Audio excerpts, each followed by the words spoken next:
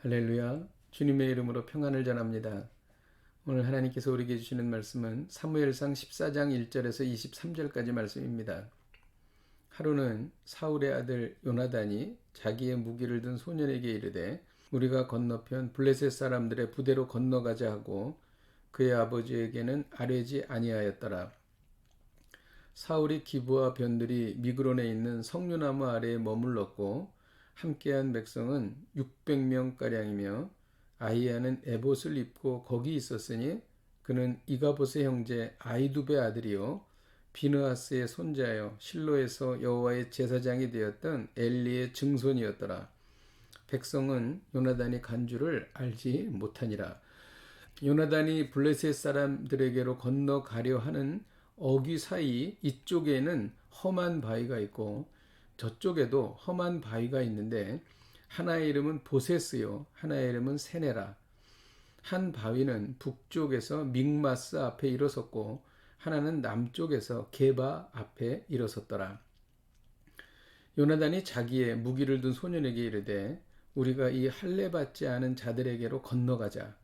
여호와께서 우리를 위하여 일하실까 하노라.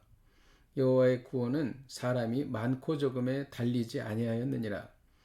무기를 든 자가 그에게 이르되 당신의 마음에 있는 대로 다 행하여 앞서가소서.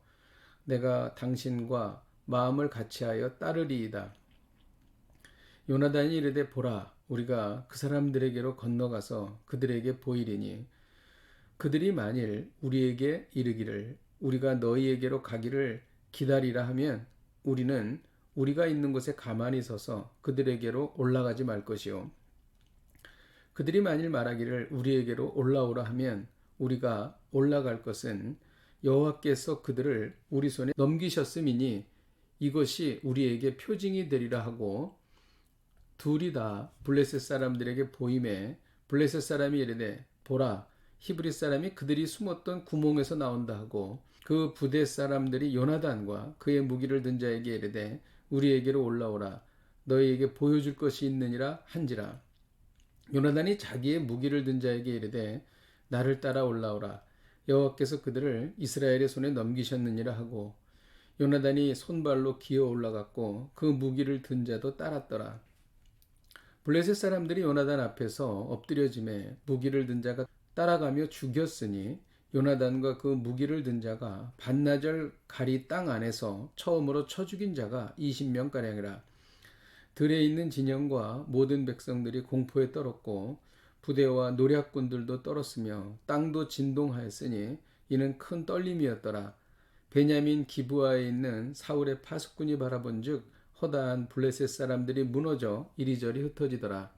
사울이 자기와 함께한 백성에게 이르되 우리에게서 누가 나갔는지 점호하여 보라 하여 점호한즉 요나단과 그의 무기를 든 자가 없어졌더라. 사울이 아히야에게 이르되 하나님의 궤를 이리로 가져오라 하니 그때 하나님의 궤가 이스라엘 자손과 함께 있음이니라. 사울이 제사장에게 말할 때에 블레셋 사람들의 진영에 소동이 점점 더한지라. 사울이 제사장에게 이르되 내 손을 거두라 하고 사울과 그와 함께한 모든 백성이 모여 전장에 가서 본즉 블레셋 사람들이 각각 칼로 자기의 동무들을 치므로 크게 혼란하였더라. 전에 블레셋 사람들과 함께하던 히브리 사람이 사방에서 블레셋 사람들과 함께 진영에 들어왔더니 그들이 돌이켜 사울과 요나단과 함께한 이스라엘 사람들과 합하였고 에브라임 산지에 숨었던 이스라엘 모든 사람도 블레셋 사람들이 도망함을 듣고 싸우러 나와서 그들을 추격하였더라. 여호와께서 그날에 이스라엘을 구원하심으로 전쟁이 벳 아윈을 지나니라. 아멘. 사울 왕이 이스라엘을 통치할 때 이스라엘은 늘 블레셋 사람과 전쟁 중이었습니다. 오늘은 사울의 아들 요나단이 블레셋 진영으로 넘어가 싸우는 장면을 소개하고 있습니다. 요나단은 사울의 아들이었지만 사울과는 매우 달랐습니다. 사울은 기브와 변두리에 있는 석류나무에 머물러 있었지만 요나단은 무기를 든 소년과 함께 블레셋 사람들의 부대로 건너가 싸웠습니다. 요나단은 적극적이고 진취적이었으며 이스라엘을 위한 일에 헌신적이었습니다. 요나단은 사려가 깊은 사람이었습니다. 자신이 블레셋 진영으로 갈 때에도 무기를 든 소년에게 의견을 물었습니다. 자신이 마음대로 할 수 있었지만 자발적으로 동참하기를 원했던 것입니다. 또한 요나단은 하나님에 대한 확고한 믿음과 신뢰가 있었습니다. 6절에 보면 여호와의 구원이 사람이 많고 적음에 달리지 않았다라고 말했습니다. 하나님이 도우시면 숫자가 적어도 승리한다는 믿음을 가졌던 것입니다. 그러나 사울은 블레셋과의 싸움이 일어났을 때 아히야를 불러 하나님의 궤를 가져오라고 명했습니다. 하나님의 궤는 하나님의 뜻을 묻는 에봇을 말하는 것입니다. 그런데 이스라엘이 싸움에서 유리해지자 아히야에게 하나님의 뜻을 묻는 것을 그만두라고 말했던 것입니다. 사울은 눈에 보이는 것을 믿고 하나님의 힘을 믿지 않았던 것입니다. 오늘 말씀을 통해 배우는 것은 위기 앞에서 사람의 수보다 중요한 것은 하나님을 의지하는 믿음이다라는 것입니다. 하나님을 향한 믿음을 실행에 옮기기 위해서는 검증이 필요합니다. 요나단은 블레셋 적진이 보이는 곳에 가서 자신을 보였을 때 그들이 올라오라고 말하면 하나님께서 승리를 주실 것이라고 믿었던 것입니다. 블레셋 병사들은 요나단과 무기를 든 소년에게 올라오라고 말했습니다. 요나단은 이를 하나님의 사인으로 믿고 올라가서 큰 승리를 거두었던 것입니다. 하나님을 향한 믿음이 있으면 하나님이 도우십니다.